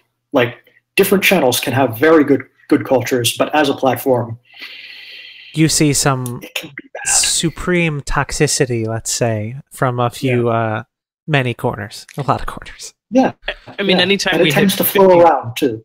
Yeah. anytime we hit like 50 viewers, we tend to get one or two shitheads. Yeah, Which, I mean, that's and also, like, just as the percentages go, that's not bad at all. Like, that's 2% of your viewers being shitheads. That's, as relative to the general population, that's fantastic. Yeah. Except when they're posting in chat and saying horrible things at you that you have to read. Yeah.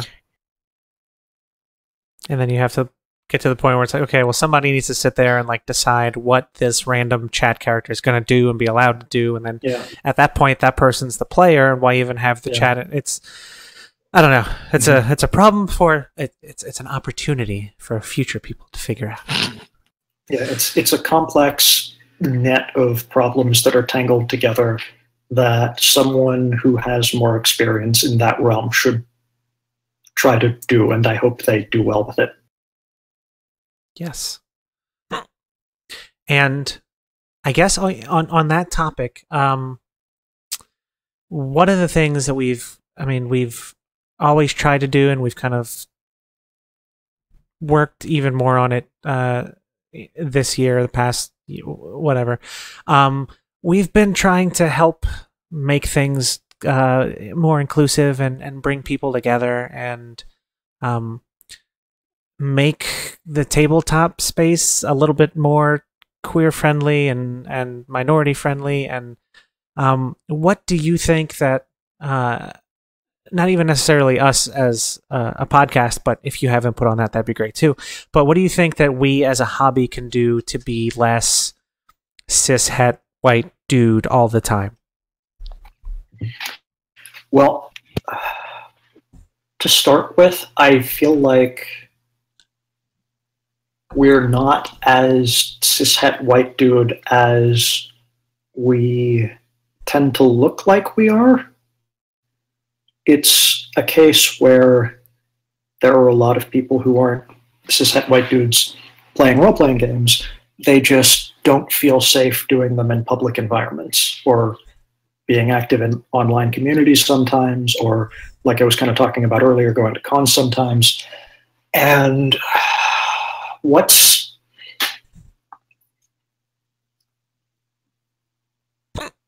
it's to a certain degree, it's okay for people, like, it's good for people to play in the spaces that they feel safe playing in. And what we're talking about right now is making more spaces safe for people to play in, right? Yeah. How do we do that? I wish I had an idea for like one really simple answer that actually worked and didn't involve like purge all of the cishet white men from everything ever, and because there's a lot of cishet white men, and many of them are quite nice. It's just, I think what we need to do is keep doing what we're doing to a certain degree right now, which is starting spaces from the ground up with the intention of having certain norms actively enforced, and just with the intention of being primarily spaces for women, primarily spaces for LGBT people, primarily spaces for people of color, and not exclusively, like, have rotating casts, have guests, have other people coming on, but that itself runs into the other problem, which is the fact that I know I'm definitely not the only person to talk about this, but that when spaces are made for marginalized people, or even just primarily for marginalized people, then they tend to get perceived by the mainstream, whatever that is, as being like it's like how books written by women tend to be interpreted as women's literature, or how role-playing games written by queer people are queer RPGs. Like, that can... There are a lot of people who control access in certain ways, like whether it's from hosting, having sites that host game reviews and stuff like that, that can sometimes pick up a game like, I'll use the Monster Hearts example again, and do a review of it, and half of the review is like praising the design and stuff like that, and the other half of the review is text along the lines of, we are a bunch of straight people and pretending to be queer people makes us uncomfortable. And like, okay, in a certain sense, yes, you're checking your privilege.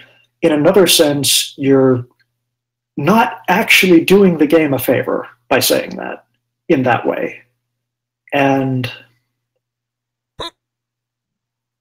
I would love it. I would really love it if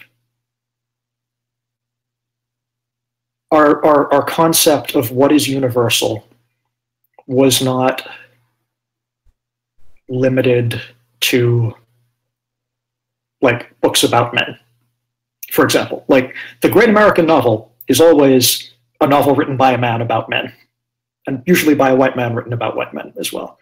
And if we started treating stuff about queer people, stuff about people of color, stuff about women as inherently universal, that itself would just be a huge leap in the right direction. Like a movie like Moonlight, for example, which is a movie about a queer black man, it kind of got sidelined and siloed into the movies about queer black men concept, where it was really just an actively good movie. Like, I remember back in the early aughts when Brokeback Mountain came out and it was the gay movie, you look at it again after 15 years and it's just a really good, heartbreaking love story. Why can't we treat this as primarily a heartbreaking love story with some universal themes and just all come together and embrace that? Because, like, I have to watch, I mean, I don't have to watch, I watch a whole lot of love stories about straight people, and I can get in on that. So why doesn't this go both ways? Yeah. And if we can get that going both ways, then I think we're probably halfway there. Just in terms of media, not in terms of like society, because that's a whole other can of worms. But if we consumed subcultural or marginalized media as media with universal themes, which it always is, then that would just be a huge step in the right direction. That's really good. I like that. Okay. Sorry, that was heavy. I mean, that's why we're here. It wasn't wrong. Yeah. Where's the lie, though? Yeah. Woof. How about that cheese?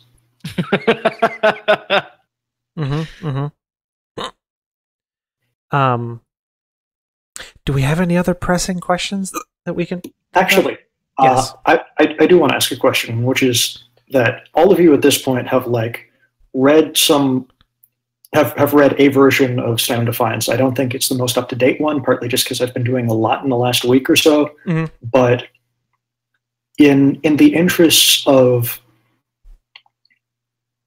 promoting a tiny piece of it's okay to be critical about things you like when we're talking about RPGs and get that as a norm in the culture, I would love to hear from all of you anything that you felt like was questionable in what you read, or cause for concern, or maybe questionably designed. And I would love to talk about that thing, whatever it is.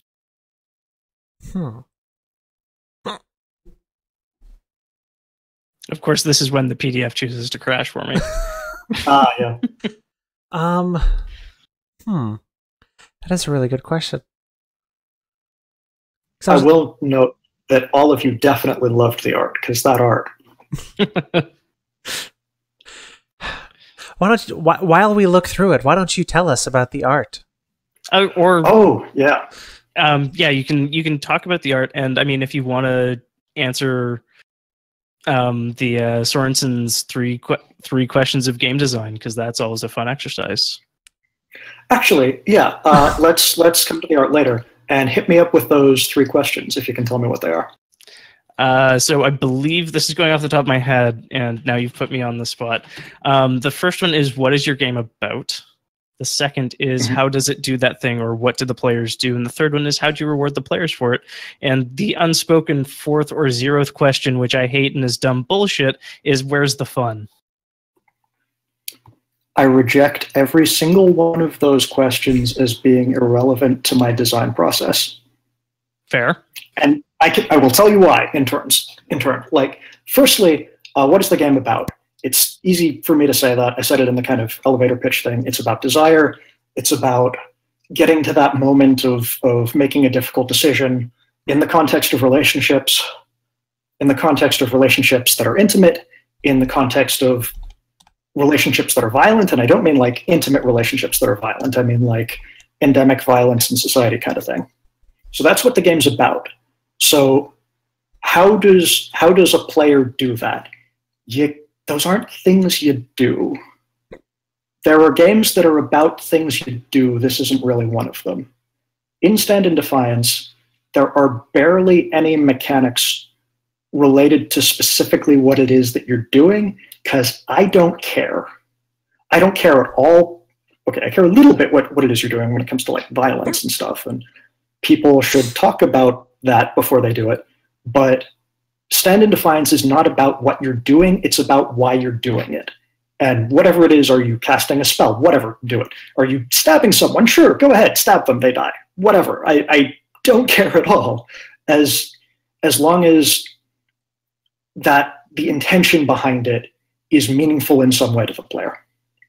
So that question sort of goes out the window for me. Third one, what's the third question again, off the top of your head? How do you reward players? Oh yeah, I don't. There is no reward structure. I don't care about rewards. At the start of the game, when you're creating a character, you define what it is that their desire is. You, the player, are defining your own objectives. And when you define that objective, you are saying, I'm going to pursue that objective. It's not an objective, it's a desire. You're saying you're going to pursue that desire.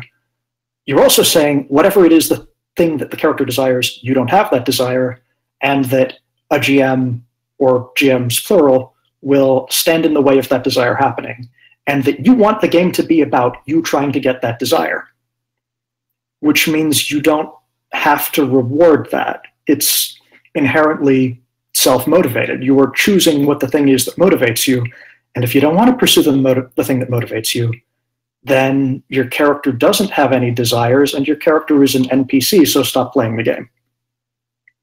And then the fourth question, what is fun? Role-playing games aren't inherently about having fun. Fun is what leisure activities are for. If you're playing a role-playing game as a leisure activity, yes, hopefully you're doing it to have fun, and hopefully it's fun, but the fun is coming from the fact that you're doing it for leisure, not necessarily something that can be produced as if the rules were some kind of factory black box that you put inputs into and the output is some kind of quantifiable fun. That's just not really how that works. And one reason that's relevant is that role-playing games are a very, very similar medium to certain kinds of traditional war game. And when I say war game, I don't mean like your Warhammer Fantasy, Warhammer 40k, 2 players sitting at a table. There are rules, excuse me, and you're both trying to beat each other. I'm talking about war games run by militaries where the intention behind the game is to learn some kind of thing or teach some kind of thing or discover whether a certain thing works in a certain way. And you can... The origin of role-playing games is taking those very same rules, the kind of traditional wargame rule that have referees or GMs or white cells, they call them now, and using that to play a game recreationally. That's roughly where the structure of really early D&D comes from.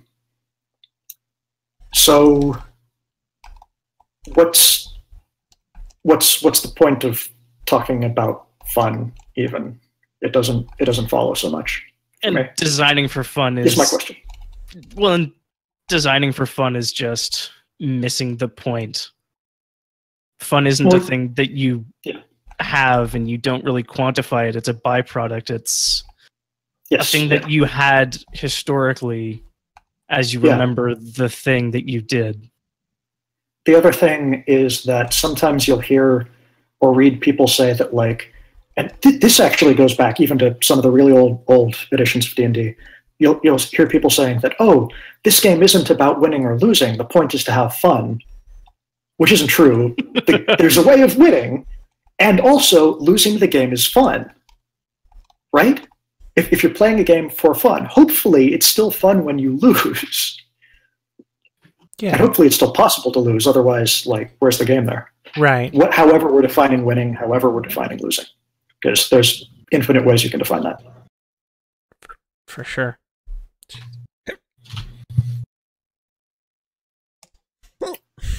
So that was my controversial statement for the day, that all of those questions are only situationally meaningful. So, like, looking through the Stand in Defiance thing, I didn't have any, like, criticisms. I do want to say that I appreciate the fact that there is a section called Sex and Violence, and, like, it's explicitly stated, like, hey, get other people to sign off on this before you do shit, because, like, do that thing. Like, it's, you know, it's like the social contract thing. Like, don't intentionally give anybody else a bad time, and just having that specifically spelled out in the rules is a thing I appreciate. Jeez, excuse me. Well, that's also one of those things where there are a lot of sort of safety practices that exist in role-playing games. Yeah. And excuse me, I'm getting your hiccup. It's contagious. But some of those safety and consent practices are very good. I want to specifically mention script change, which is a concept that Bree Sheldon created, and it's great and it's versatile and you can use it for a lot. But my criticism of most of the ways that traditional safety mechanics work is that they all happen after the fact. That, like, you sit down, you wait for something unacceptable to happen, and then whoever feels like that was too far has to reach into the game and go, wait, hang on, for me that was bad. It has happened now, but I'm stepping in to interrupt everything and say it was bad and we should do something else. But if you just ask people what's okay, as a game mechanic, before you do the thing, you don't necessarily have to get there. Like, the thing that could potentially traumatize someone doesn't have to happen in the first place for you to say stop, undo. Yeah. But also, I do feel like one thing that Stand in Defiance strongly benefits from is introducing another safety mechanic like script change, which I mentioned. If you're in chat, look up Bree Sheldon, BRIE space Sheldon, and his script change mechanic is great, and you should use it and try it. I think I found. Yep, I think I found it. I'm gonna go plop it in the chat. All right. Oh, now I gotta get back to my question sheet. One of the sections you talk about, you say, choose to be a GM if you're interested in how the world fits together. You have ideas from many different characters, or you want to play as the gods. Yeah. I'm trying to find the correct wording for this, but I feel like there's something. I mean, I haven't played your game. I can't tell you if there's something missing or not. But I feel like there's something missing in there. There's something else to GMing that isn't mentioned there that people get out of it. Yeah. Yeah, and I'm honestly. Well, yeah, the facilitator of the chaos or the narrative, or it's honestly like, I saw Zoe Quinn, I believe, on Twitter saying like, I notice a lot of my friends who are DMs or GMs or whatever are also the healers in MMOs, and I wonder if like there is a particular crossover there, if like the support-minded nerd is also the GM in most cases, and if there's a bunch of overlap there. Yeah, I think GMing as a practice is far more complicated than I give it the space to be in the context of Stand in Defiance. But that's actually one of the sections that I'm extensively redoing for the current revision. At the same time, though, Stand in Defiance works slightly differently from most GM-led games, and by this I want to include like MC-led games in the style of Apocalypse World or Monster Hearts. And the reason for that is that every single scene explicitly has to be started by a player for it to happen at all. So the GM role in Stand in Defiance, like one of the funny things about it is it doesn't even have to be held by one person. The game works perfectly well if you've got multiple people sharing that role and like taking off the hat and putting it on. It works exactly as well if you're doing it as a group, as long as it's clear who's speaking as GM in a particular moment. And the GM role is just really de-emphasized, and I'm trying to walk this fine line between not really explaining what a GM is and between implying that everything a GM is in every other game is also true in this one, and I haven't really figured out how to work that balance yet. But yeah, I'm glad you caught that, because it's something I've had on my mind a lot recently. Shared brains. Let's see. I think we're getting towards the bottom of the question bucket on this. Yeah. So this is not exactly out of left field, but do you have like a I don't want to say pronunciation guide or like a key for the like the names of the gods? Like I guess that's a fully fledged question. Is there one? Or like, because I'm assuming that most of these names are influenced by Etruscan. All of the names are Etruscan, yeah. So it's one of the wacky problems with the game, and actually one of the interesting things with it, that I've played it and had people pronounce the same names in different ways, and sometimes take the name, pronounce it, and then write it down in a different way, and all of that's valid because all of these names also have multiple spellings. So, like, in the purely hypothetical interests of historical accuracy, which isn't actually something that I care about at all, I could not really put down some kind of explicit phonetic guide that was accurate to the Etruscan language, because instead it went through multiple phases of change and development, like pronunciations changed over time. Actually, funny thing, almost all of the Etruscan words that appear and names that appear in Stand in Defiance originally had more vowels in them. And then the Etruscans apparently really mumbled their words together, and all of these words tended to abbreviate over time into like just dropping vowels. So you'd have like the Greek hero Agamemnon get exported to Etruria, and eventually, 100 years later, the Etruscans would be saying, "Oh, come on," or something like that, because that's how they spelled it. and never put every single letter in there as it would be in the original Greek. So, honestly, the more you mumble it, the more historically accurate it is, probably. But also, I just don't know how to pronounce any of these myself, and I'm guessing, and so should everyone. That's a good one. I like that. Which I should probably write down. Yeah, I was just going to say, like, just be like, don't worry about pronouncing these right. You may have some questions on how to pronounce Katha or Suri. The answer is... Yeah. Yes, the way that you just pronounced it, reading this out loud, is the pronunciation. Yes. Read it out loud. That's right. The answer is shrug emoji. Exactly. Do you think there's a place for games that like take the time to actually provide like phonetic pronunciation for all of the deity names and everything? Yeah, I think it's... Honestly, I wish I had a perfect Etruscan pronunciation guide that I could understand and then replicate and put in the text, because it's just one of those things that makes the game more approachable.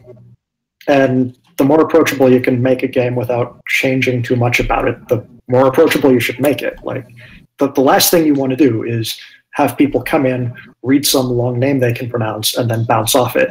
And honestly, all of these name lists were a lot longer originally, and I cut the most unpronounceable things. But it's still... I could probably condense it down more and have some kind of... I don't... Yes, pronunciation guides are good, and they should exist, because people should feel comfortable and confident in what they're saying. Definitely. I like that. And so at this point, we've been going for about 2 hours. So maybe we should do our wrap-up-y bits and Great. Okay, so before we do our outro thing, why don't you plug anything you want to plug, and then we'll do our outro, and then we'll do our non-capitalist plug, because I like that a lot. Anything I want to plug? Wow, that's... Oh, no, I do know what I want to plug. The 200-word RPG contest thing is going on right now, and if you have never really done any RPG design before, that's okay. No one really cares. You can do a thing that's 200 words long and submit it, and you'll enjoy the experience and gain a lot out of it. And if you're watching this interview, you're probably able to do something that's pretty okay and submit it, and it'll be great. So you should do that, whoever you are. That's the thing I want to plug. Yeah.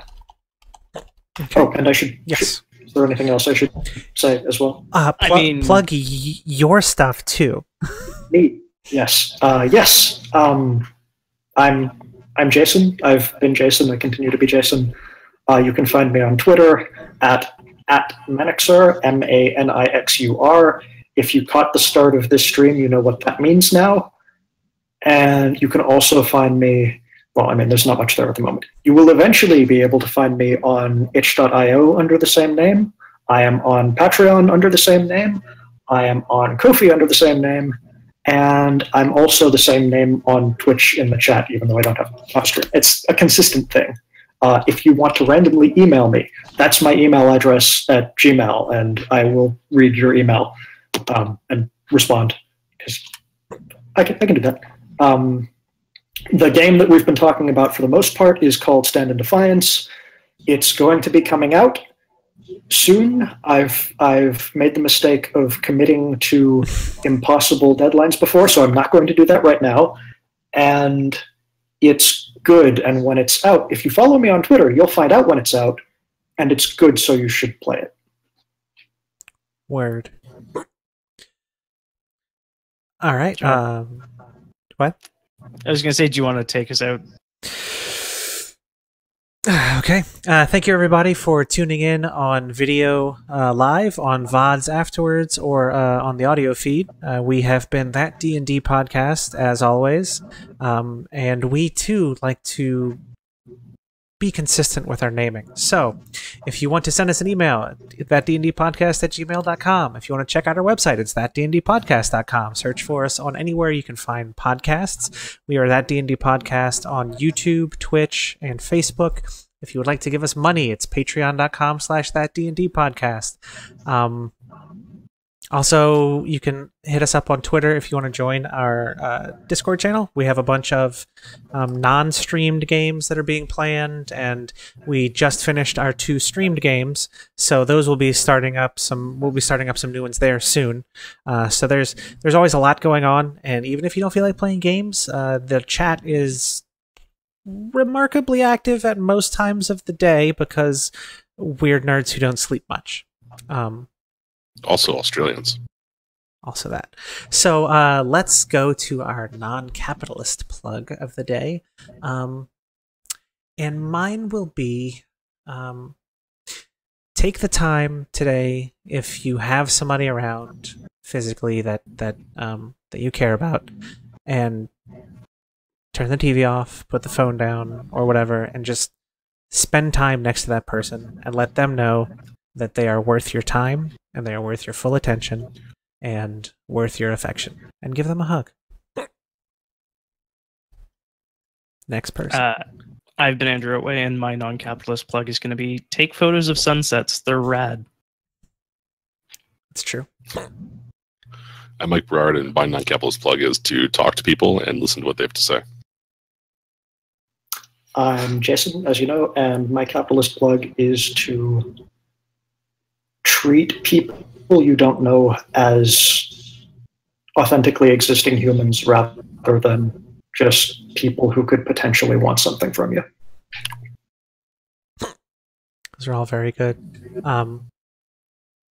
Thank you, Mike and Andrew, for coming to hang out, and extra special thank you, Jason, for coming to spend time with us and let us throw just a bunch of questions at you. And you've been a great sport, and we appreciate the hell out of you. Thanks. And to those of you out in the void of the internet that we continuously broadcast out into, hoping that no malevolent entities find and follow us back to the current time, have a great night. And I keep doing this. Why do you let me do outros? Good night, everybody. Don't forget to pitch our things next week.